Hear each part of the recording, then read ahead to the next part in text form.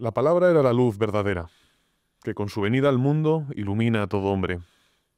Estaba en el mundo, pero el mundo, aunque fue hecho por ella, no la reconoció. Vino a los suyos, pero los suyos no la recibieron. A cuantos la recibieron, a todos aquellos que creen en su nombre, les dio poder para ser hijos de Dios. Estos son los que no nacen por vía de generación humana, ni porque el hombre lo desee, sino que nacen de Dios. Y la palabra se hizo carne, y habitó entre nosotros. Y hemos visto su gloria, la propia gloria del Hijo único del Padre, lleno de gracia y de verdad.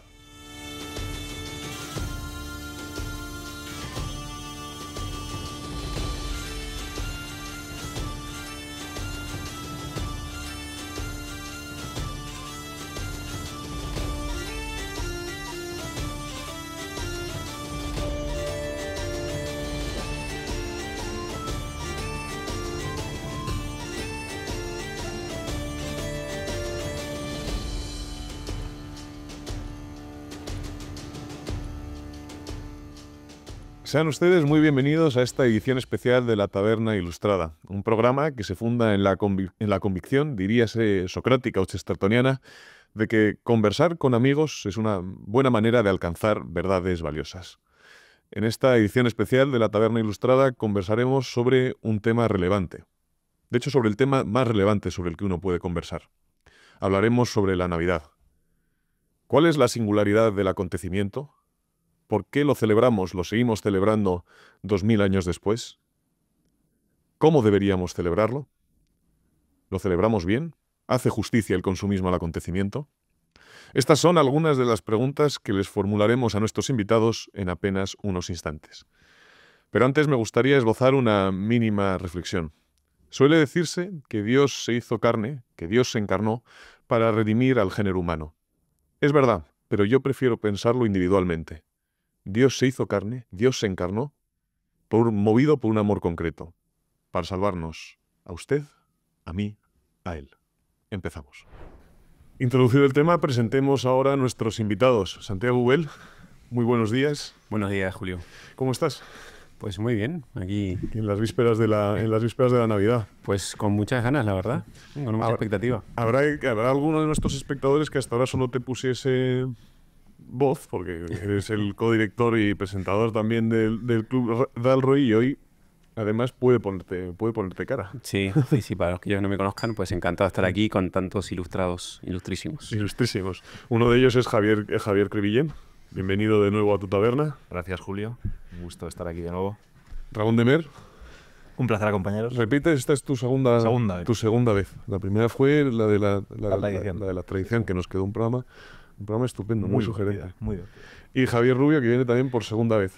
Su estreno fue un tanto más extraño que el de Ramón, porque se estrenó en la taberna hablando de fútbol. Bueno, yo encantado. O sea, el tema me encantó. Sí. Hoy el tema es un poco más solemne, es un poco más, no sé, menos prosaico a lo mejor. Pero es festivo también. Pero también es festivo. Es festivo también. Sí. Qué maravilla que contéis conmigo para estos temas. Que tampoco nos tenemos que poner muy ceremoniosos, porque en el fondo, claro, lo que hay es alegría. Sí.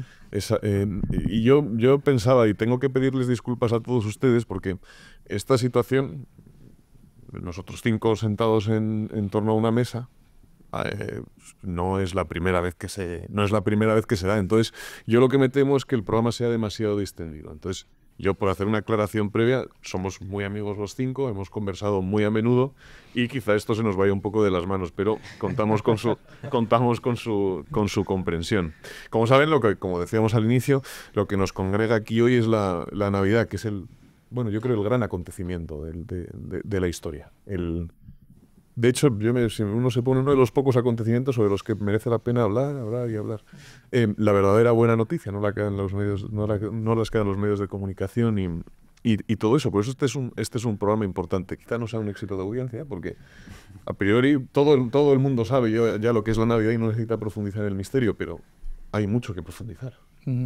Fíjate, Julio, para que veas que es el acontecimiento con mayúscula, que tenemos un texto muy famoso, el del Martirologio Romano, del siglo XVI, que habla del nacimiento de Cristo. Y es un texto que se lee muchísimo en las cenas de Nochebuena, muy famoso, ¿no? Cuando empieza a hablar de en la Olimpiada, no sé cuántos, en el año no sé cuántos, desde que el pueblo volvió del exilio, desde el pueblo de Israel volvió del exilio, y empieza a hacer toda una serie de medidas de calendario. En ese día nació Cristo, ¿no? Y a partir de ese momento todos esos calendarios quedan obsoletos. A partir de ese momento el calendario se mide antes y después de Cristo. O sea, es antes y después del nacimiento de Cristo. Entonces es tan eventual históricamente y para el Occidente y por extensión para todo el mundo ha sido tan radical que desde ese momento absolutamente todo el tiempo lo medimos en referencia a este día. Además, el contraste es genial cuando lo ves con otras religiones o culturas antiguas. Estoy pensando en Egipto, por ejemplo, donde el calendario se inicia cada vez que hay un nuevo faraón. Entonces, en el año primero, segundo de Hatshepsut o no sé qué. Ahí como, ¿no? Y de repente a partir de entonces ya no se reinicia. Ya ha nacido Cristo y ya el tiempo como que se extiende hacia adelante hacia la segunda venida, como esperamos nosotros. Y bueno, es un tiempo lineal histórico y además centrado en ese acontecimiento que aparentemente, ahora hablaremos de él, ¿no? Pero es en un sitio pobre, al amparo, digamos, de los poderosos o fuera del marco del poder y de la grandeza, y algo tan pequeñito y sin embargo ha sido tan significativo y lo es para nosotros en nuestra vida cotidiana hoy. Sí, sí. Es interesante compararlo un poco con los mitos antiguos. Bueno, antes de nada, se me había olvidado. He traído un pequeño regalo ya que es Navidad para Qué maravilla. el programa. Qué maravilla. No lo he envuelto, entonces, bueno, simplemente para que decoréis. Una bolsa fantástica. Probablemente sea eco-friendly, con lo cual... Sí, efectivamente. Todos Para que decoréis un poco el plató, que está un poco desangelado. Está un poco desangelado. Y es un dibujo de Chesterton, que es patrón de este programa, ¿no? Yo no sé dónde colocarlo, pero sí, Chesterton con su barriga prominente, una cerveza en la mano, espumeante, sí. Yo no sé, lo que bueno, no sé es dónde apoyarlo. Ya, pensé que venía con apoyador, pero bueno, es igual. Aquí. O si no, da igual. Entonces, Vale, se ha quedado. Pues eso, para que se decore un poco el plató. Y nada, simplemente recogiendo lo que decía Santi, compararlo con los mitos yo creo que es interesante, ¿no? En primer lugar, porque, o sea, cuando, por ejemplo, Mircea Eliade, ¿no?, habla de cómo los mitos son algo que está fuera del tiempo, ¿no? Es algo extratemporal, que sucede en una especie de momento primigenio, arcaico y arcano, en un tiempo distinto, ¿no?, sagrado. Y que a través del rito, como que ese tiempo sagrado entra en la historia, ¿no? Entonces, pues, por ejemplo, en Egipto, que decías, ¿no?, en el ritual de Año Nuevo, en el ritual de Hebset, pues entonces el faraón hace como de dios solar y actualiza ese momento sagrado primigenio, ¿no? Y entonces pues hace una serie de ritos rarísimos, ¿no? Y entonces regenera todo el cosmos y vuelve a vencer al invierno y a las fuerzas de la disolución y de la muerte, ¿no? Y demás, ¿no? El cristianismo, momento central de la historia, ¿no?, que habéis dicho que es la encarnación, es plenamente histórico, ¿no? No sucede en un tiempo primigenio primordial, sino que sucede plenamente en la historia, ¿no? Y de hecho los evangelios enfatizan esto, ¿no? En tiempos del rey Herodes, ¿no? O aconteció que en ese momento, pues, el emperador César Augusto hizo un edicto para que todo el mundo se empadronara, ¿no? O sea, se enfatiza mucho esto, ¿no? O, por ejemplo, cuando en el credo se dice, ¿no?, en tiempos de Poncio Pilato, ¿no?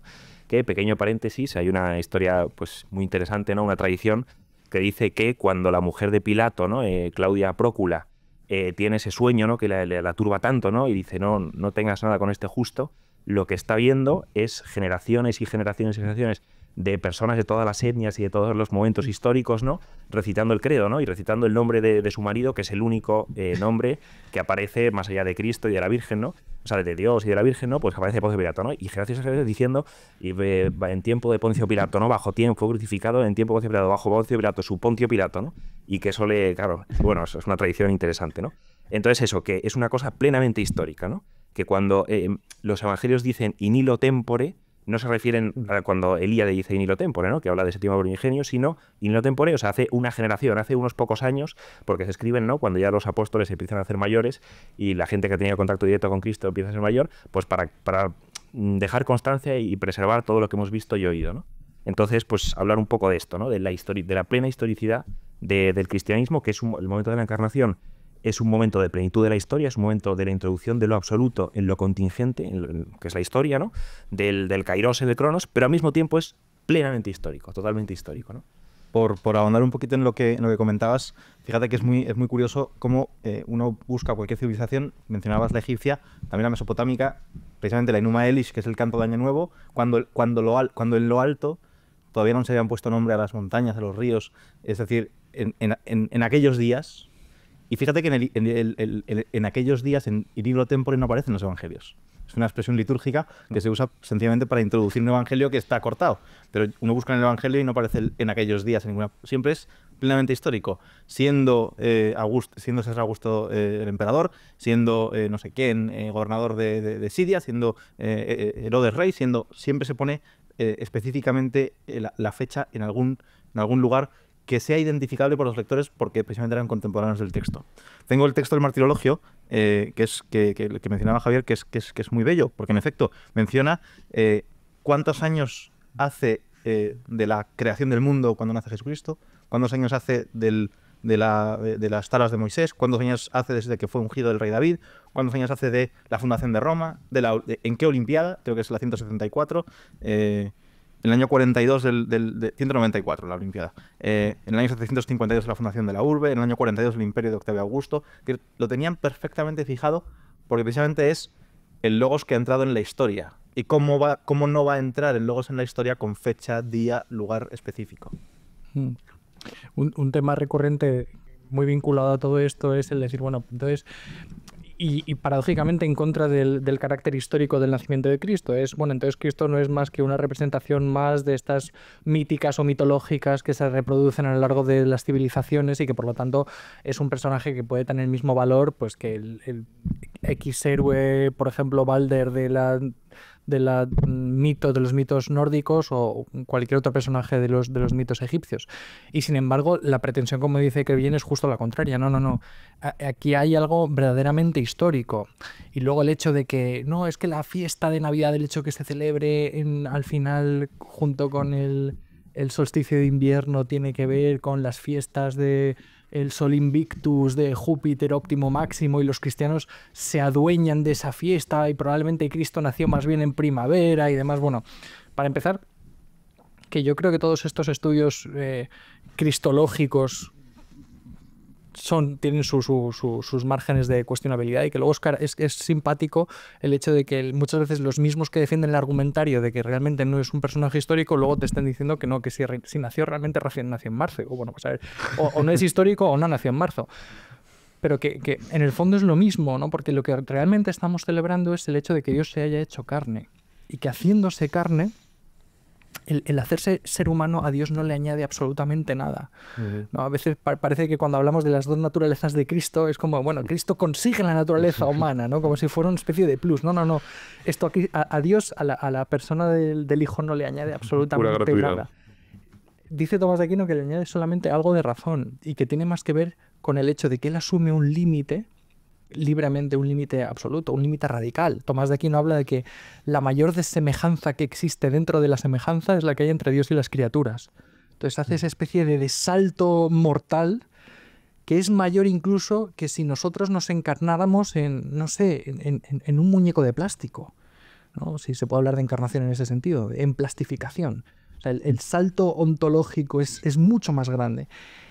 Y al hacerlo, Dios se limita y eleva todo lo humano. Y por lo tanto, todas estas fiestas mitológicas, todos estos ecos que hay del nacimiento del sol o del nacimiento de un nuevo faraón o del nacimiento de una nueva era, precisamente por la encarnación, cobra verdaderamente sentido, ¿no? Y cobra verdaderamente peso.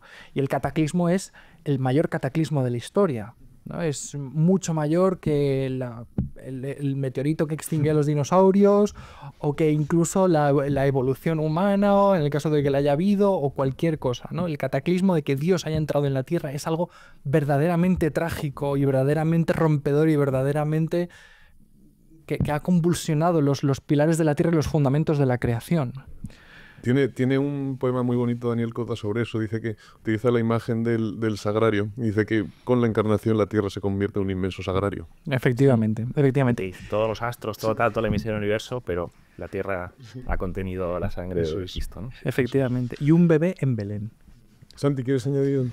No, estaba pensando en lo que estaba diciendo Javier, que me llama mucha atención a veces, y volviendo a las religiones antiguas, las religiones paganas y tal, yo sí que veo muchos ecos. O sea, son más bien, hay como como es esta frase, ¿no? De la que la tierra está pariendo. Bueno, pues parece que el hombre está en el fondo esperando que llegue. Entonces encuentras diseminados en muchas religiones, pues esa expectativa, eso que de repente con el nacimiento de Cristo y con el cristianismo, pues se entiende, se comprende, ¿no? Lo ha explicado muy bien Javier, ¿no?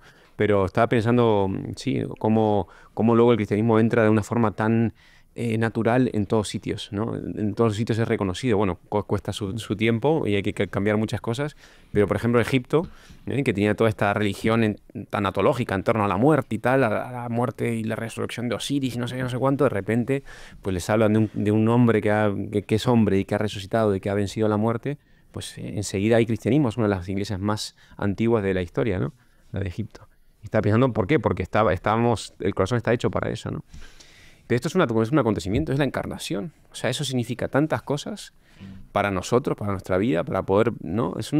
Y de hecho, lo que estamos celebrando ahora no es un recuerdo en el sentido que puede celebrar las fiestas de la Quito en Mesopotamia, sino que simplemente estamos tomando una conciencia mayor de ese milagro misterioso que se da todos los días, cada día. O sea, yo cada día rezo, Señor, espero que vengas, y cada día el Señor cumple, ¿no? Entonces esa experiencia que hace el cristiano todos los días, de forma sacramental, porque siempre, todos los días viene Cristo a encarnarse, pues ahora estamos como toda la Iglesia, ¿no? En torno a ese misterio, simplemente tomando una mayor conciencia, ¿no? Y viviendo con el corazón en esos tiempos, ¿no? Pues también somos seres temporales. Yo lo que he pensado es que nos hemos acostumbrado al acontecimiento, pero si lo juzgamos en sí es tan inaudito que deberíamos celebrar una mezcla de alegría y pasmo, pero sobre todo de pasmo.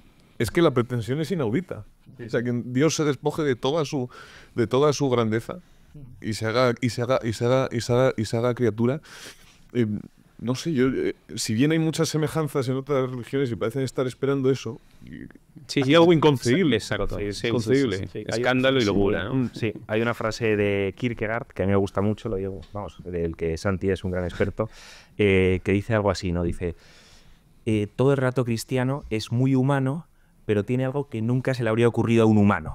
O sea, tiene algo que es efectivamente un escándalo y una locura, un sacrilegio, ¿no? Que alguien pensara algo así. Es una especie como de impiedad, ¿no? O sea, cómo, o sea, que un dios ha asumido todo lo humano, ¿no? O sea, que no es como cuando los dioses se disfrazaban de humanos, otras cosas para los escarceos sexuales. No, o sea, aquí ha habido una asunción total del humano hasta el punto de morir por los hombres, ¿no? Y esto efectivamente o sea, tiene algo de locura y de impiedad, ¿no? O sea, ¿cómo que un dios ha asumido todo humano y ha muerto, además ha muerto no en una especie de drama cósmico contra las fuerzas oscuras, no, ha muerto por rescatarte a ti en tu intimidad, ¿no?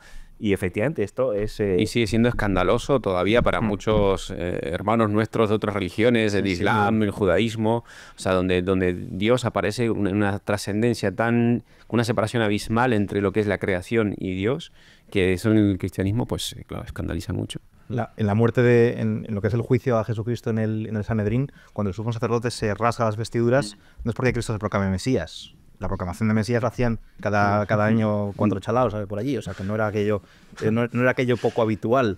El rasgarse las vestiduras del sumo sacerdote es porque Cristo se proclama Dios. Claro. Yo soy, y utiliza las palabras. Y cita a Daniel, y veréis al Hijo del Hombre. El Hijo del Hombre es una expresión de divinidad en Daniel, es una expresión muy curiosa, que Dios es a la vez Dios e Hijo de Hombre. Es una cosa muy curiosa, y el sumo sacerdote se rasga las vestiduras, grita blasfemia, ¿Qué más pruebas necesitamos que se la justicie? Es decir, que es un escándalo, que es incluso lo que provoca su propia muerte. Decía antes Javier que Dios da un salto mortal para hacerse criatura. Pues la expresión está muy bien traída. Es que el salto es mortal. Sí. Porque la vida se ha hecho muerte. San Pablo llega a decir, se hizo pecado por nosotros. Es decir, que es que el salto es pasmoso, que decíamos, es escandaloso. Nos falta capacidad para comprender aquello. Sí, casi impío, efectivamente. Sí, sería una blasfemia. Bueno, para los judíos fue una blasfemia, claro. ¿Cómo puede ser que un hombre se proclame Dios? Pues en efecto, que además hablamos antes de otras religiones, es un dato distintivo. Prácticamente nadie en la historia se atreve a proclamarse Dios. Se proclamará la encarnación del Dios, se proclamará la representación del Dios, el vicario del Dios, el representante del... Pero proclamarse Dios y Dios uno, además, no soy uno de los dioses que está gobernando como el faraón, o seré elevado a Dios cuando muera, o que me adoren en las provincias lejanas como Dios, como hacen los emperadores romanos. No, este se ha proclamado a sí mismo el único Dios. Sí. Que un hombre haga eso es verdaderamente impío. Y por sacar otra cuestión, cuando mencionabais las otras religiones, que es muy curioso cuando a veces se compara. ¿Cómo se parece Jesucristo a la historia de no sé quién? Del Sol Invicto, de Horus. De Horus, por ejemplo, que luego uno cuando rasca un poco se encuentra con que son falsedades, no hay similitudes. No hay, en el siglo XIX hubo bastantes chalaos, egiptólogos poco reputados y sin mucha presencia académica, que sacaron tesis de la similitud, por ejemplo, con Mithras, con Horus, con Dioniso, con Apolo, que luego a cualquier experto en esas religiones, a cualquier egiptólogo real o clasicista, pues te niega la similitud. No existe un relato parecido. Sobre todo porque además no existe un relato parecido puesto en la historia como está tan bien datado el nacimiento de Jesucristo. Claro, eso en el Hombre Eterno, Chesterton habla precisamente de eso, que es el punto Cristo, el de la encarnación, en el que el mito y la verdad se entrelazan. Pero los mitos tenían una pretensión de iluminar la realidad, pero no tenían la pretensión de verdad histórica. Simbólicas normalmente, son verdades, sí, pero esto es un mito que se hace historia, ¿no? Es un mito verdadero, dice. El mito final, que lo dice Lewis. Podría hablar de la discusión entre Tolkien y Lewis respecto de esto, ¿no? Que Lewis dice que los mitos son, verdad, mentiras vestidas de plata o algo así, ¿no? Y para Tolkien no, para Tolkien los mitos son verdad, porque cuentan en un lenguaje propio, distinto, mítico, poético, desvelan verdades, ¿no? Y efectivamente para él el cristianismo es un mito, pero es el único mito que ha pasado de verdad, ¿no? Claro. Luego hay una conversión en Lewis, o sea, Lewis luego, de hecho, le impresiona tanto este argumento de Tolkien que luego él lo desarrolla incluso más y llega hasta las últimas consecuencias. Lo genial de todo esto es que de alguna manera el cristianismo, Dios al encarnarse, asume todos estos signos y todos estos símbolos y los lleva a su plenitud y les da pleno significado y los coloca donde tienen que estar.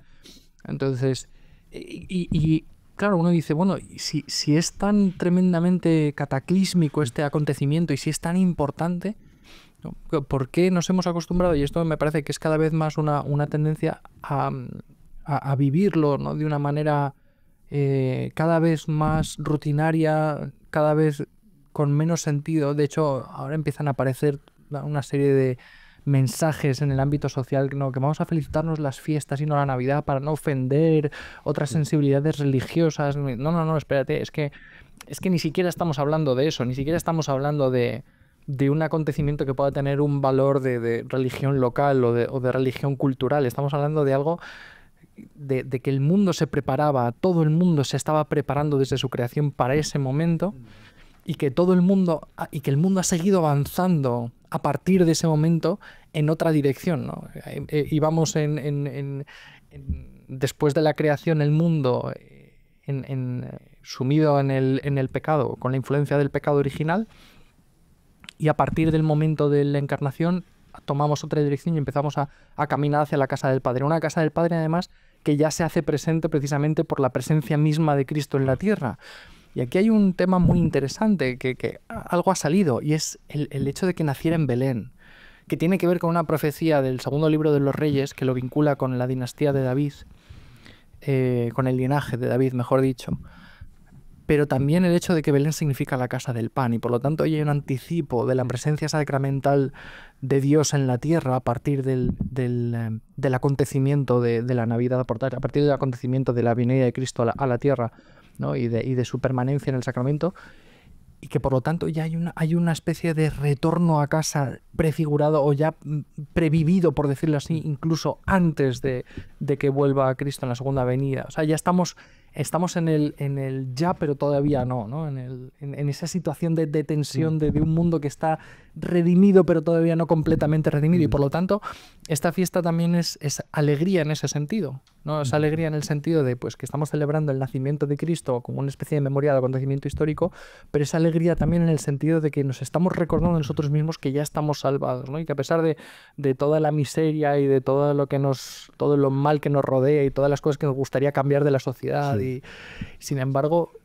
ya la batalla está vencida, ¿no? Desde el primer momento en el que ese niño empezó a respirar. Y luego inviste de dignidad a lo humano, y yo creo que eso es especialmente importante en este Claro, tiempo, en que lo humano quiere superarse, y quiere superarse por medio de la técnica, o hay una concepción fundamentalmente desdeñosa de lo humano, por la limitación, por la miseria, y lo que se pretende es superar las limitaciones de lo humano, creando algo nuevo.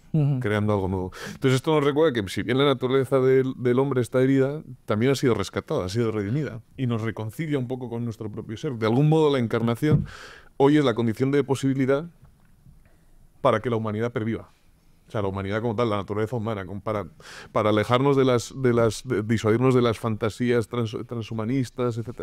Entonces, me parece que hoy la encarnación es siempre para todos los tiempos, pero hoy para el hombre de hoy tiene una enseñanza especialmente poderosa. Hay una reflexión que me parece muy, muy bella al hilo de lo que decíais, que es lo que viene a traer el niño que se ha hecho carne, el Dios que se ha hecho niño, más bien, el niño que es carne, Dios que ahora es carne, que viene a ofrecer en ese relato, este niño que aparece en Belén, que viene a ofrecer al ser humano roto.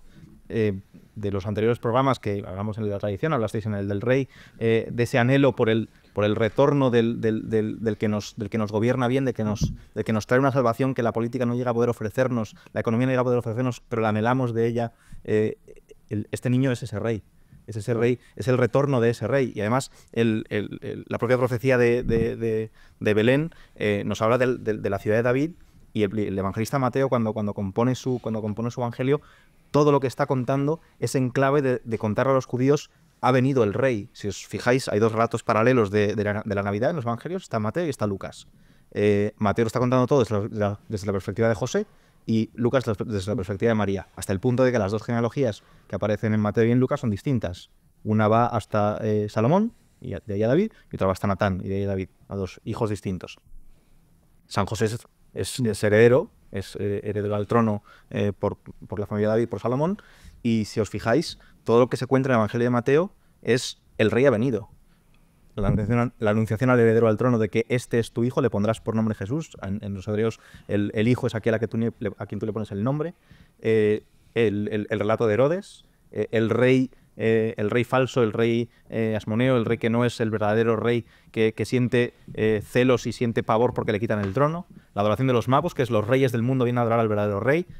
La huida de Egipto, que es otra profecía regia que tiene que cumplir el heredero de David, que saldrá de Egipto. Es decir, todo el Evangelio de Mateo es: el rey viene. Y luego el Evangelio de Lucas viene el sacerdote, es otro hilo distinto, que viene quien nos va a reconectar con Dios, el sacerdote que es puente entre Dios y los hombres. Es una enseñanza la navideña preciosa, de reconexión con Dios. Pero hay un punto paradójico, porque es verdad que en ese mismo sentido, Belén es también como la medicina contra todas las utopías mal planteadas, ¿no? Contra la creencia de que la salvación está dentro de los confines de este mundo, o que se puede cumplir dentro de los confines de este mundo, ¿no? Yo creo que ahí está la obra de teatro que de hecho ha traído Santi, que escribió Jean-Paul Sartre, la de Bariona, el hijo del trono, que en sí misma es paradójica, teniendo en cuenta el autor y demás, que tiene toda su historia y todo su interés, pero que habla de eso, de que pensar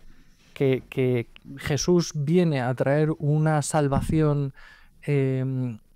como cumplimiento de una utopía en este mundo, y que la salvación se va a reducir a eso, cuando lo que nos está diciendo es algo mucho más grande realmente. Y el hecho de que Dios se haya hecho niño, y el hecho de que Cristo y en Belén de alguna manera ya esté de alguna manera prefigurada la cruz, nos está indicando que lo que decíamos antes, que es un reinado que de alguna manera ha comenzado ya, pero que todavía no se ha cumplido del todo, ¿no? Y que ese orden y que ese deseo de gobernanza y de comunión y de armonía que de alguna forma anhela nuestro corazón, que no se ve cumplido nunca completamente, y que se ve prefigurado, ¿no? En nuestras iglesias y en nuestras celebraciones y ritualmente en nuestras fiestas navideñas también, cuando nos sentamos a la mesa en Nochebuena a compartir los alimentos, se ve de alguna manera prefigurado, y que nos habla del gran banquete que está por llegar, ¿no? O O sea, y esa situación de tensión y de paradoja hay que tenerla presente. Es decir, no es tan fácil. Sí, no, y sobre todo, perdón, que el propio anuncio de que Cristo ha nacido y que ha nacido el Mesías no entra dentro de los límites esperables. Se anuncia a los pastores, que son los que no cumplen el Shabbat, son los pecadores entre los judíos, los que durante los días de fiesta están andando y están haciendo lo que no debe hacerse, y a 3 reyes extranjeros, que no son ni siquiera circuncisos. Es un anuncio fuera de los límites de lo que uno esperaría, que sería la salvación entre los judíos, que sería la vuelta del reino, como ellos lo esperarían. Yo, o sea, me gustaría también retomar una cosa que ha dicho Julio antes, que tiene que ver con cómo queda ennoblecida la naturaleza humana con la encarnación y también en la forma, porque ahora mismo en nuestras casas que tenemos niños y tal, bueno, algunos de los que estamos aquí, vosotros también tenéis belenes en vuestras casas, ¿no? Y escenas como la que ha puesto Julio aquí en la mesa, donde aparece, ¿no?, una familia con un bebé recién nacido. ¿Cómo es un bebé recién nacido? Es una persona que necesita del otro para poder sobrevivir, o sea, que nace necesitado, ¿no? ¿Y qué nos dice eso? Y yo pensaba el impacto iconográfico que puede haber tenido esta imagen de la madre con el niño y con San José a lo largo de la historia, en una antigüedad que ahora no lo reconocemos tanto, pero que el infanticidio era una cosa de todos los días, que la posición de la mujer era absolutamente también, vamos, muy, muy por debajo del hombre. En fin, había una situación verdaderamente, familiarmente, pues con muchas taras, y de repente todo se llena de la imagen de la Sagrada Familia, ¿no? Y lo que eso dice para bueno, cómo ha sido transformador para toda la cultura. Esa imagen del Belén, el portal de Belén, ¿no? Hay una frase, creo que es de Chesterton, que dice algo así, ¿no? Que aquellas manos que han moldeado las estrellas buscan torpemente el calor del pecho de su madre, ¿no? Exacto. Y es así, ¿no? Y lo que tú decías, ¿no? De lo que implica esto para lo humano. O sea, de que lo hemos hablado muchas veces, ¿no? Que cuando Dios se hace hombre, el hombre se hace Dios, ¿no? Y la humanidad es algo tan digno que ha sido asumida por el mismo Dios, ¿no? Y luego todas las consecuencias que eso tiene para la historia, ¿no? Pues eso, la sociedad precristiana es una sociedad en la que, como tú decías, ¿no? En el que el infanticidio era lo común, ¿no? Incluso en una sociedad tan avanzada como la romana, se ponía al bebé ahí en el suelo, en una manta en el suelo, y el padre era el que tenía que levantarlo, claro, y reconocerlo, ¿no? Si no, pues se arrojaba a la calle, ¿no? Infanticidio, sacrificios humanos, esclavitud, ¿no? Y aquí lo humano queda revalorizado de tal modo que el mundo se transforma totalmente, ¿no? Y luego quería comentar otra cosa con lo que habéis dicho sobre la plenitud, ¿no? Cómo hay una serie de símbolos que Cristo, digamos, culmina, lleva a plenitud y le da su verdadero sentido, ¿no? Yo la conferencia más impresionante, más brillante que he escuchado en toda mi vida fue una que dio Juan Bautista Fuentes en las jornadas de catolicismo de la Complutense, ¿no? Que recuerdo, esto fue no sé qué año fue, está en YouTube. Está en YouTube. Después de ver el programa pueden... Sí, pues no antes. y me acuerdo, lo recuerdo, vamos, con verdadera emoción, ¿no? O sea, que estamos ahí en un aula de la Complutense, Ciento y la madre, todos apiñados, mucha gente en el suelo, un calor ahí, un olor a humanidad tremendo, gente de distinto pelaje, les veías ahí, pues uno con camisa, otro ahí con las rastas, tal, todo el mundo como... Y la conferencia duró pues no sé cuántas horas, ¿no? Pero todos estábamos ahí pues como abiertos, ¿no? Y entonces, bueno, hizo una especie de teoría total de toda la historia, ¿no? Una filosofía de la historia total, ¿no? Y luego hizo pues una defensa del catolicismo, la más increíble que le he escuchado a nadie, y este hombre es ateo, o sea que y habló ahí con parresía, ¿no? Sobre lo que era el catolicismo y tal, una cosa increíble, ¿no? Bueno, es ateo o se podría decir que es creyente asintomático, ¿no? Porque luego yo conozco gente que se ha convertido y se acerca mucho a la fe por sus clases, entonces como los que tenían el COVID pero no lo manifestaban, pues solo lo transmitían, pues algo así, ¿no? Y entonces en un momento de la conferencia habló de Ernest Jünger, ¿no? Que es un autor que a mí me gusta mucho. Y entonces habló un poco de su teología y decía que, contó que Ernest Jünger era un neopagano, estoico neopagano, que creía el núcleo de su religión era la primavera, ¿no? La primavera como fuerza primordial que regenera todas las cosas, ¿no?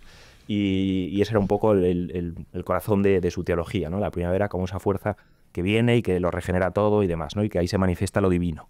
Y al final de su vida, Ernest Jünger se convierte al catolicismo, ¿no? Y él vivió 102 años, pero al final de su vida se convirtió, ¿no? Y recitó el credo católico, y luego su funeral fue católico, ¿no? Que fue una cosa, pues al parecer, muy impresionante, muy bella, ¿no? En el que su féretro fue arrastrado por unos caballos blancos y hubo una procesión ahí de de militares, de veteranos, ¿no? De guerra, y todos ahí procesionaron sobre la nieve recién cuajada, ¿no? De la mañana. Una cosa muy, muy bella, ¿no?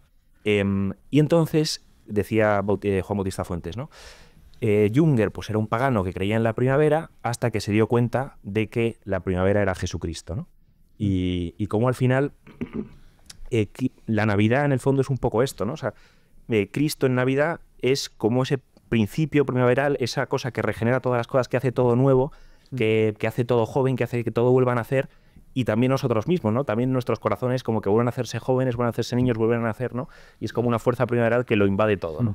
Y yo creo que quizá a lo mejor podemos comentar un poco eso, ¿no? Cómo vivimos la Navidad y cómo la Navidad se conecta con la infancia, ¿no? Con ese volver a hacerse niños y volver a mirar todo, ya, o sea, quitarnos esas camas de hombre adulto, ¿no? De cinismo, de mezquindad, de estar en la rutina, de burguesía, ¿no? Y volver a mirarlo todo con esa mirada fresca primaveral del niño. Es que el mismo acontecimiento exige liberarse del cinismo. Y de todo, y de todos los prejuicios y de todo lo que uno ha asumido como cierto durante su vida. Exige la mirada inocente de un niño. Si no, es literalmente increíble. Sí, además que una mesa familiar, si es una buena familia, también te impide ser cínico, ¿no? Entonces, o sea, que es muy, vamos, es una buena ocasión esta para liberarnos de esas... Sí, y para esa inseguridad en el fondo, ese miedo. Justo, y para recuperar también una mirada sobrenatural, que es la mirada más real. A veces esto lo perdemos de vista un poco, porque estamos absolutamente atrapados por la materialidad a veces del mundo y por el consumismo, y cuántos de nosotros no hemos experimentado, sobre todo los que somos muy practicantes, el decir, oye, es que el Adviento se me ha pasado volando, es que casi no he tenido tiempo realmente de prepararme. ¿Por qué? Porque estamos tan agobiados con, bueno, en la universidad, correcciones, llegar a fin de curso con todas las cosas, ponerte al día y demás. Pero luego eso, pues eso, todas las preocupaciones de la organización familiar de las fiestas y demás, a veces nos dejamos llevar más por el aspecto material de la cosa que por el verdadero significado y el verdadero valor profundo que tienen. Y esta mirada infantil a la que nos invita Krevi, en el buen sentido, no en el sentido de infantil como ingenuo, sino en el sentido de infantil como recuperar esa mirada de niños, esa mirada rejuvenecedora primaveral, ¿no? Yo creo que también tiene que ver con esta mirada sobrenatural, esta mirada que es capaz de descubrir que Dios verdaderamente se ha hecho carne, que verdaderamente Dios está en nuestro corazón, y que eso nos debe dar una clave de interpretación del mundo radicalmente distinta, una clave de interpretación del mundo y de los demás que necesariamente tiene que afectar toda nuestra experiencia. Y ya no se trata de, venga, es Navidad, pues vamos a hacer una obra de caridad, no vamos a ir a repartir comida a los pobres, que está muy bien, ¿no? Sobre todo el decir, oye, pero ¿por qué? O sea, ¿qué sentido tiene esto? ¿Quién es ese pobre?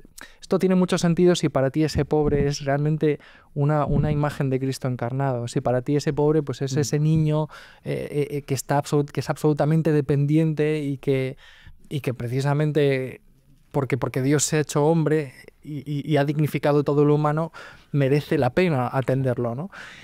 Y por lo tanto es una fiesta que tiene que ver con la vulnerabilidad de lo humano, pero es una fiesta que también tiene que ver con toda nuestra vida, con el hecho de que nuestra vida ha sido salvada y que por lo tanto tiene mucho sentido felicitarnos la Navidad. Tiene mucho, porque es la Navidad lo que en el fondo da sentido a nuestras vidas, lo que nos abre la posibilidad de salvarnos más allá de los confines de este mundo y más allá de todas las cosas que pasan en este mundo, ¿no? Que a veces pues que estamos en una taberna donde se habla mucho de política, se habla mucho de sociedad, y eso está muy bien, ¿no? para poner orden y para explicar los conceptos y pero que en el fondo todo eso son en el fondo son trivialidades y son medios para el fin, ¿no? Y esta es una de estas fiestas grandes a lo largo del año que nos enseñan cuál es ese fin, ¿no? Para el que realmente estamos hechos, y que esta realidad es mucho más densa, es mucho más verdadera y es mucho más real que esas materialidades con las que a veces nos... político. Sí. Dejarnos engañar. Esa mirada infantil me parece muy, muy bonito, porque es la que te revela que lo que tienes delante es lo más real de todo. Podríamos pensar, el niño en el fondo lo que está haciendo es esconder la realidad de Dios, que es un Dios poderoso, gigante, mastodóntico, y se ha escondido en el niño, entonces uno tiene que... No. Cuando Chesterton describe a Dios en Ortodoxia, qué bonito es ese pasaje, Dios es ese que siendo niño le pide siempre al sol, hazlo otra vez. Cuando creó las margaritas, las creó todas iguales, no por monotonía o aburrimiento, sino porque como es niño, lo quiere siempre una y otra vez. Es decir, el niño Jesús es la más perfecta imagen de Dios que podíamos tener. Es el niño puro. Y por eso es de los que son como niños es el reino de los cielos. Porque solo quien tiene mirada de niño puede apreciar que Dios es niño. Y ya lo era antes de haber nacido. Ya era niño antes de haberse encarnado. En ese sentido, lo de la primavera es bonito, porque el 25 de diciembre se celebra como Navidad. La costumbre en el cristianismo más temprano es celebrar la Navidad en esas fechas, porque es 9 meses después de la encarnación, que es en el equinoccio de primavera, en torno al 25 de marzo, es cuando los judíos tenían la costumbre antiquísima de que el mundo había sido creado un 25 de marzo. Y entonces la encarnación del Verbo, el día de la encarnación, el día que el Logos se hizo carne en las entrañas de María, es el mismo día que había sido creado el mundo. Y se contaban entonces 9 meses y el día de Navidad después. Es decir, que verdaderamente, aunque el nacimiento sea en invierno, la encarnación es la primera y la última y la plena primavera. Eso es muy, muy, muy bonita la reflexión. Sí, yo también quería preguntaros por nuestro modo de vivir la Navidad hoy, porque a uno le da la impresión de que todo conspira contra el acontecimiento en sí, que el modo en que la vivimos oscurece el acontecimiento, pero por otro lado, uno tiene que superar la tentación de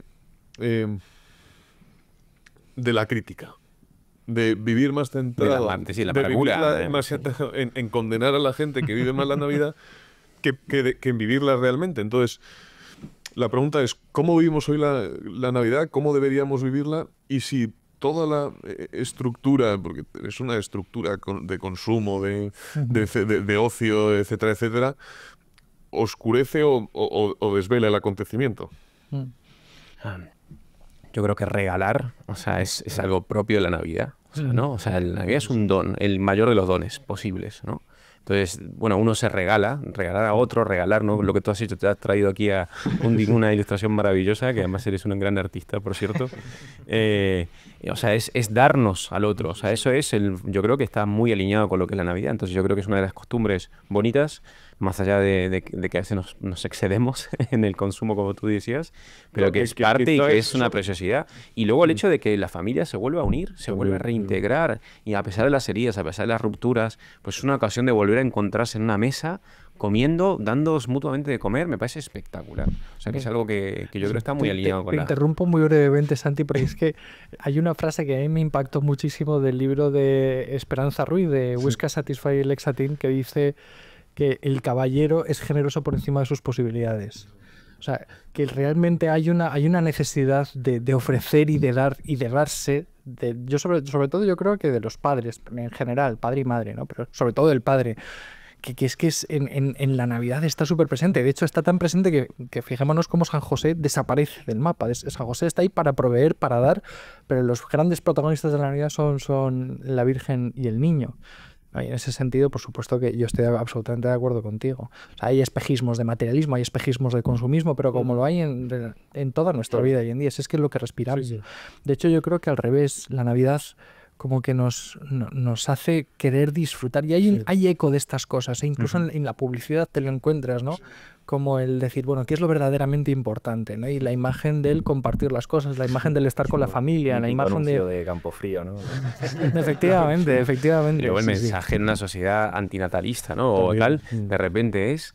En cada niño se estrena el mundo, ¿no? Se hace de nuevo el mundo aparece otra vez, ¿no? Sí. Entonces, claro, de repente que aparezca el niño por todos lados, a mí me parece también un mensaje... En ese sentido, si el ambiente es consumista, es materialista, llevamos desde noviembre con compras y con centros comerciales y con luces y demás. Ya. Octubre incluso. Sí.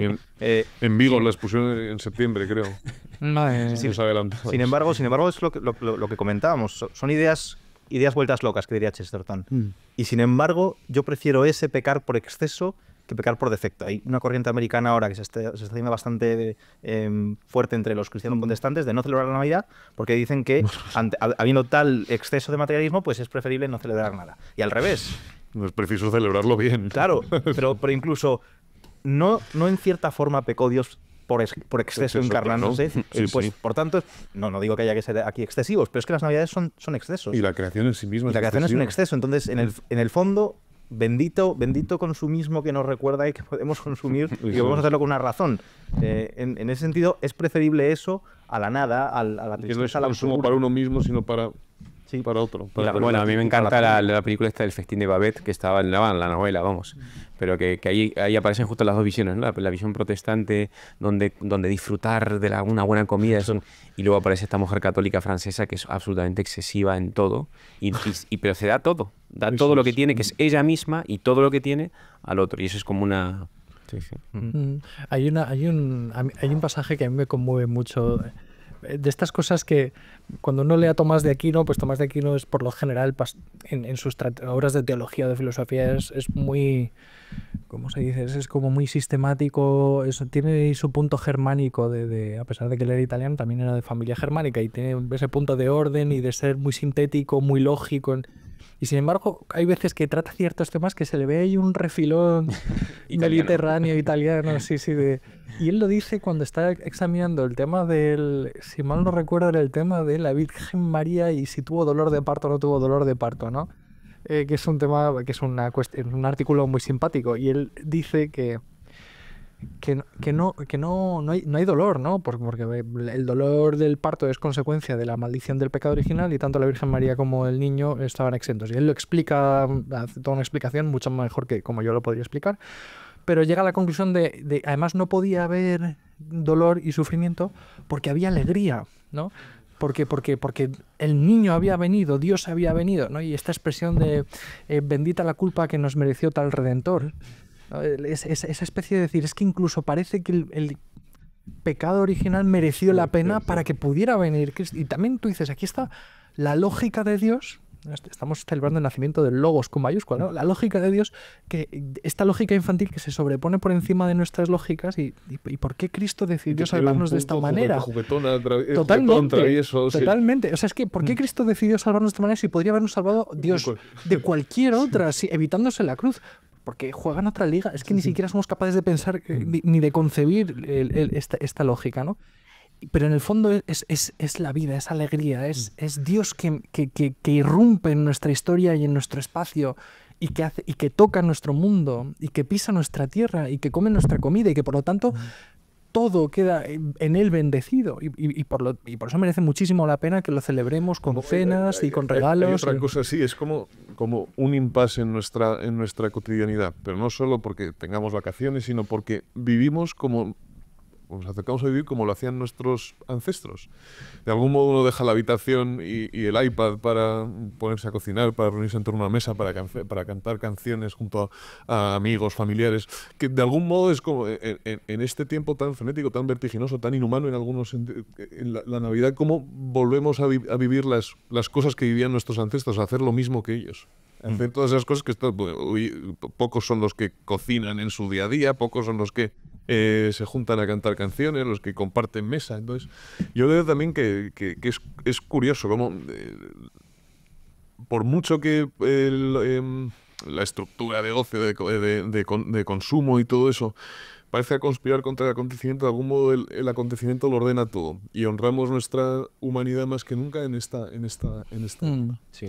Luego uno también hay cosas que son en sí mismas yo creo que más deseables que otras, ¿no? Claro, yo claro, pienso sí. que la cultura, por ejemplo, de los Reyes Magos en relación con los regalos es mucho mejor que la de Santa Claus. Justo o le la iba de... a decir justo eso, que Pero- qué maravilla Pero también esa es verdad, tradición. justo, pero también es verdad que si le examinas con justicia, en Europa, por ejemplo, hay todo tipo de tradiciones, pues que está la Befana en Italia, está que si el brujo de no sé qué, que trae los regalos, y estamos hablando de costumbres de nuestros antepasados, o sea, no estamos hablando de, no, esto es algo muy moderno, no, de hecho, Santa Claus y los Reyes Magos parece que lo fagocitan todo, ¿no? Todas estas culturas más locales se van quedando en un segundo lugar. Y es verdad que a mí me gustaría que hiciéramos un esfuerzo por apegarnos más a la liturgia, ¿no? Que en el fondo es como la verdadera forma ritual con la que nosotros celebramos estas fiestas. Nosotros los católicos, quiero decir, ¿no? Pero es que es una fiesta católica. Y que hiciéramos ese esfuerzo por apegarnos más a las manifestaciones vinculadas con esta liturgia, ¿no? Pero bueno, yo también entiendo que ahí luego cada sitio tiene sus propias propia forma de celebrar y que todo es muy respetable y que siempre siempre que es fiesta y siempre que es alegría en su sano, en su orden y en tal, me parece que está bien. Sí, sí. No puedo dejar de reiterarlo, ¿eh? O sea, me parece que en España existe la tradición de los Reyes Magos. Me parece una maravilla y demuestra la superioridad, una vez más, de esta piel de toro sobre cualquier otro país católico o no católico. O sea, qué bonito, ¿no? Que los mismos, o sea, me parece como una genialidad, ¿no? Que los mismos reyes, magos de Oriente, ¿no? Que fueron a traer presentes al niño Dios, pues se los traen a los niños, ¿no? Me parece muy, muy bonito, ¿no? Y también, reenganchando con lo que decías de la liturgia, ¿no? El calendario litúrgico cristiano, ¿no? Del año, me parece una cosa también muy bonita y que tiene sus momentos, ¿no? Y que como muy humano también, que expresa, pues eso, también se podría conectar con los antiguos mitos, ¿no? Que también tienen sus momentos y conectado con las estaciones. Pues aquí también hay un calendario propio conectado con ciertos momentos también vitales, ¿no? Entonces, por ejemplo, la Cuaresma, pues es un momento, yo creo que más maduro, ¿no? De una fe más madura, más adulta, un momento de salir al desierto y de un encuentro más radical con Dios y de profundizar en tu fe, ¿no? Y, sin embargo, el Adviento es otra cosa, ¿no? Es otro momento de preparación, pero es un momento más, digamos, festivo, de nuevo infantil, ¿no? De redescubrir la fe con unos ojos nuevos, ¿no? Y con unos ojos de niñez y eso, ¿no? Y la Navidad, en el fondo, es una fiesta muy para niños y que vosotros, los que tenéis la suerte de tener hijos, ¿no? Que en ese volcarte para hacer la fiesta para los hijos, ¿no? Para los niños, tú también te haces niño, ¿no? Y lo vives con ellos y vives también la fe desde la niñez y eso me parece muy bonito, ¿no? Y yo creo que todos nosotros tenemos muchos recuerdos, cuando pensamos en Navidad, muchos de los recuerdos que tenemos están muy vinculados a nuestra niñez, ¿no? Y a nuestros abuelos, a cosas que hacíamos, a la expectación de los reyes, a estas cosas, ¿no? Uniendo con lo que decía Javier de aprovechar los momentos litúrgicos de la Navidad, también es muy bello poder acompañar ese consumo, ese regalo, ese regalar, ese estar en familia con lo que a los católicos nos permite la Iglesia celebrar en estos días, con fiestas muy, muy especiales y momentos de reflexión que comentaba Javier, lo del Adviento, pues también en la Navidad hay esos momentos bellísimos. El propio hecho de que celebremos una suerte de una octava de Navidad, es decir, que Navidad tiene ecos después del 25, 8 días, y además son días muy bonitos. Primer mártir, San Esteban, San Juan Evangelista, el apóstol que no murió, el que no murió mártir y que la costumbre, la que no había muerto, los niños, los santos inocentes. Es decir, hay momentos muy bellos que hacen que el mensaje sea todavía más potente. No solamente estamos hablando de Dios que se ha hecho niño, sino que ese sentido que da el pesebre también se lleva hasta las últimas consecuencias. Justo al día siguiente es el primer mártir. Es decir, el llegar a dar toda la sangre propia, toda la vida por ese niño. Y el siguiente es el apóstol que no murió, el llegar a dar, si no soy mártir, pues toda mi vejez, y el siguiente son los niños inocentes. Cualquier episodio de tu vida, cualquier momento en que estés, cualquier situación en la que te veas, cualquier edad que tengas, eres transformable por Cristo. Y se ve perfectamente en los días que siguieron la Navidad. Eso es muy y luego la celebración del Santa Madre de Dios del 1 de enero, que también dentro de la octava, que esto es una dimensión que no se nos puede escapar. Todas las Navidades son muy marianas también, y esto, de hecho, de esto también hay tradición en España, ¿no? La Virgen María, que es la Madre de Dios y que por lo tanto ocupa un papel principalísimo. Y luego también hay una cosa que a mí siempre me ha gustado mucho y es considerar el último día del año como un día de reflexión, de retiro, de examen de conciencia del año. O sea, no tanto en clave de pues qué metas me voy a plantear para el año que viene, que también está muy bien, sino y el decir, pues qué cantidad de cosas buenas me ha dado Dios a lo largo de este año y de qué manera he podido yo contribuir al plan de Dios en mi vida y de qué manera pues no le he fallado, ¿no? Y que por lo tanto eso me inspira y dispone mi alma también para afrontar el nuevo año de una manera distinta. Como momento para agradecer y para pedir perdón. Efectivamente. ¿Cuánto he recibido y cuántísimo lo he despilfarrado? Sí. Y luego está el marco de la Epifanía, que es un marco, yo creo que es privilegiado, porque es otra grandísima fiesta A veces es la cabalgata de Reyes y los regalos de los Reyes Magos, por supuesto que sí, pero es que la Epifanía en sí misma, ¿no? La manifestación de Dios al mundo representados por esos Reyes Magos, por esos sabios de Oriente, por esos Reyes Magos, pues es una fiesta increíble, además muy española también y una fiesta que compartimos con la Iglesia Cristiana Oriental, con los ortodoxos, que también le dan muchísima importancia.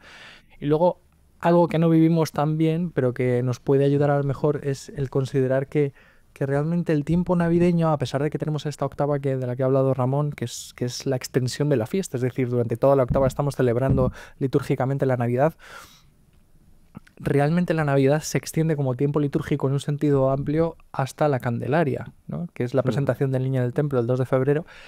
Nosotros lo solemos anticipar, más que, ¿no? De hecho, yo siempre he tratado de preparar el Belén más bien cerca de la Navidad para luego dejarlo montado hasta el 2 de febrero, que es lo litúrgicamente adecuado y correcto.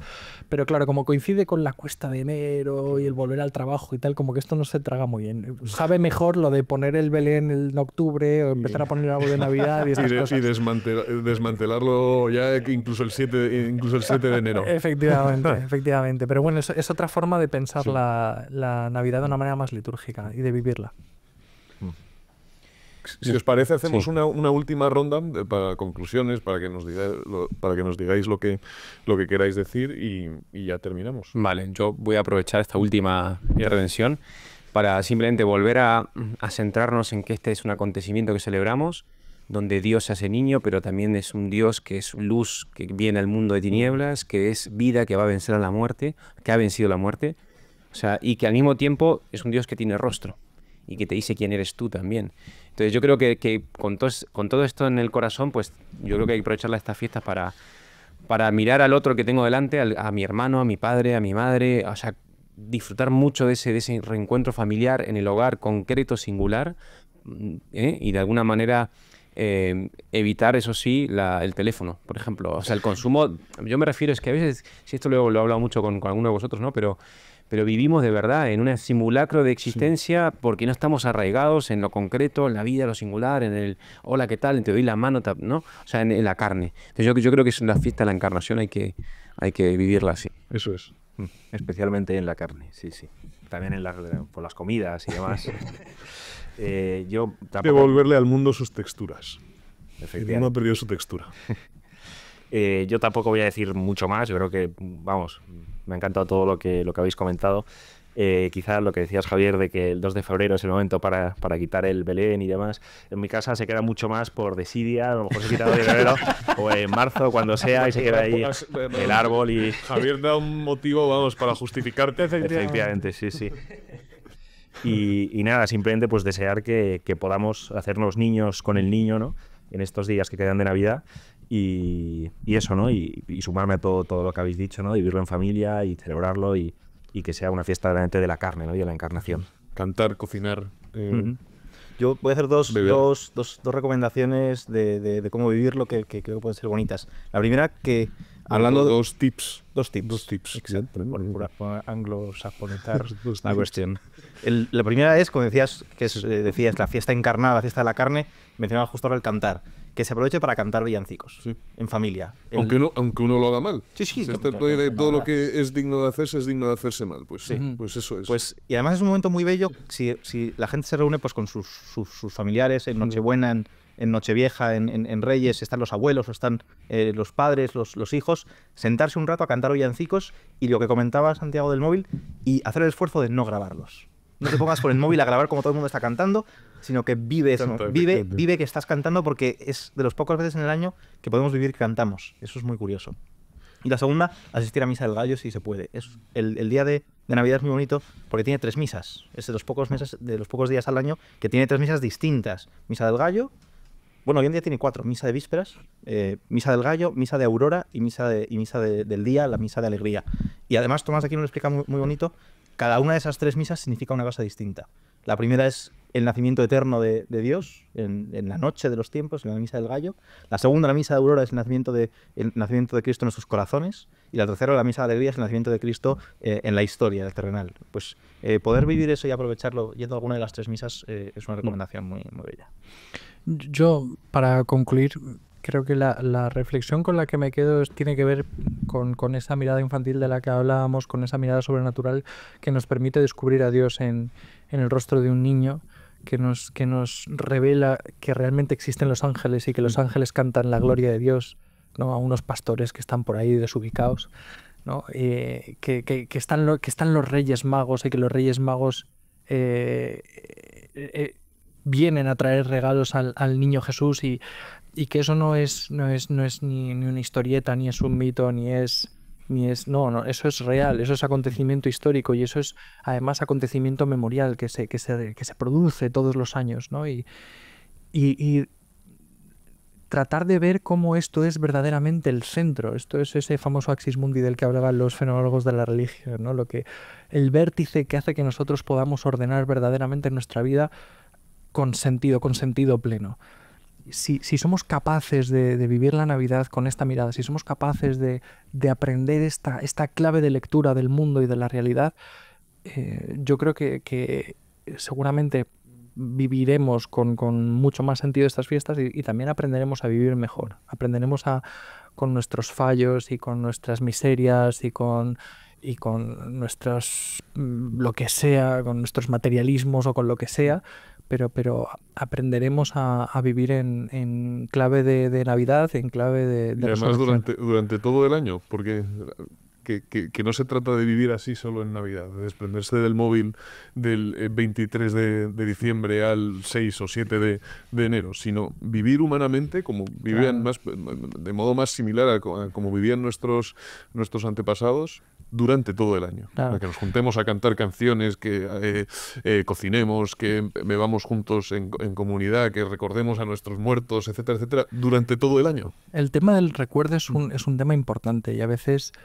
somos una sociedad que cada vez le quita más peso y más valor al pasado, cuando yo creo que cada vez necesitamos más de eso. El recuerdo nos vuelve a ubicar, nos vuelve a poner donde realmente tenemos que estar, ¿no? Tenemos que pensar que antes de ser amados por Dios, antes de nosotros decidir amar a Dios o de decidir encontrarnos con Dios, Dios nos amó primero, ¿no? Y eso solamente podemos descubrirlo a partir de la celebración del recuerdo en nuestro presente. Yo creo que por eso la Iglesia, custodia de la tradición litúrgica, de los sacramentos, nos invita a vivir estos tiempos fuertes de esta manera.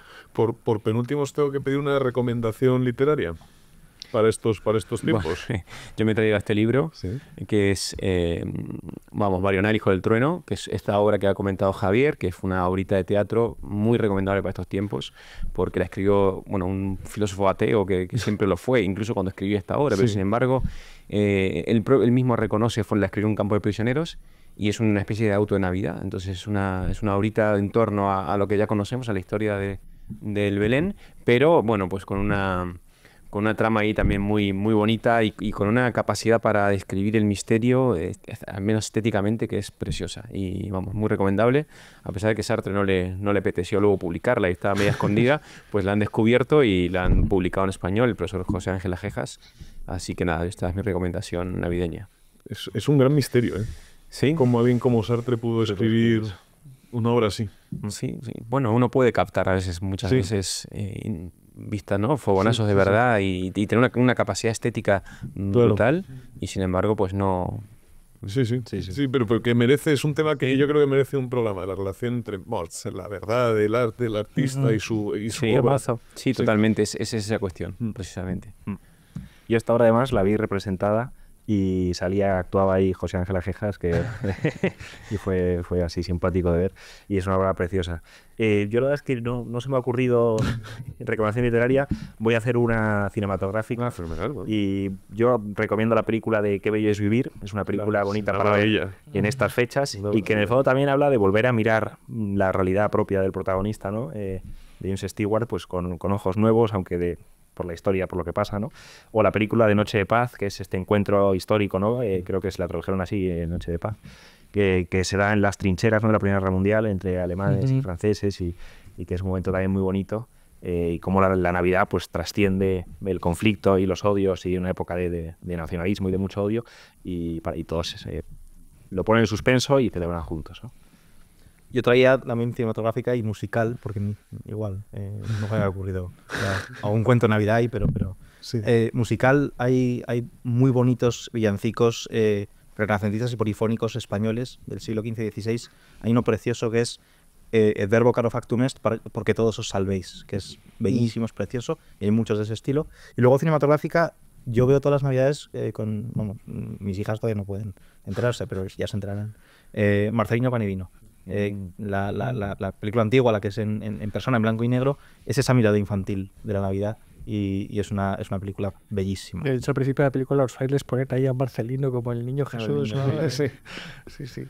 Yo, bueno, pero ahora que has hablado de los cuentos, yo me acuerdo de un cuento que desde que yo era súper pequeño lo he leído y lo releo mucho, que es el de Rastro de Dios. No recuerdo la autora, es una de estas típicas escritoras de cuentos españoles, pero no me acuerdo. Rastro de Dios. Luego, a mí siempre me ha conmovido mucho el de La fosforerita de Andersen, que también es navideño, aunque es un poco duro, pero bueno. Y hay un libro que a mí me encanta, que me gusta mucho, que se llama La bendición de la Navidad, puede ser, o algo así, de Ratzinger, que son meditaciones que escribió el mismo Joseph Ratzinger sobre Navidad.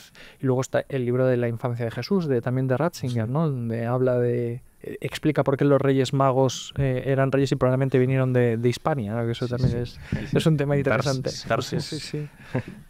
Yo les recomiendo, a riesgo de caer en el tópico, esta edición de los cuentos de Navidad de Dickens, que publica ARPA y que cuenta con un texto introductorio de Chesterton. Chesterton fue un gran lector de Dickens, de hecho yo creo que Dickens inspiró en buena medida el pensamiento, la manera de ver el mundo de Chesterton, y esta edición es muy recomendable, está espléndidamente traducida por José Luis Piquero. Y luego hay un poemario que he mencionado antes, el de Daniel Cota, titulado Alumbramiento, que creo que canta la gloria de Dios desde una mirada un tanto infantil, inocente, pero muy propia de Muy asombrada. propia de este tiempo. Sí, hay un deslumbramiento. El poemario se titula Alumbramiento, y lo que uno percibe en Daniel Cota es deslumbramiento. Un deslumbramiento del que solo es capaz el niño con su inocencia. Yo, por cierto, perdón, de niño veía mucho la película del cuento de Navidad de Dickens, de los teleñecos, en la que salía Michael Caine haciendo de Scrooge, y me encantaba, la verdad. Una maravilla. Una maravilla. Pues nada, solo me queda despediros y desearos una feliz Navidad. Jaime, Igualmente, Ramón, feliz Navidad. Eddie, Santi. Feliz Navidad, amigo. Y feliz Navidad a todos ustedes. Nos encontramos ya el año que viene en Vivo a Media.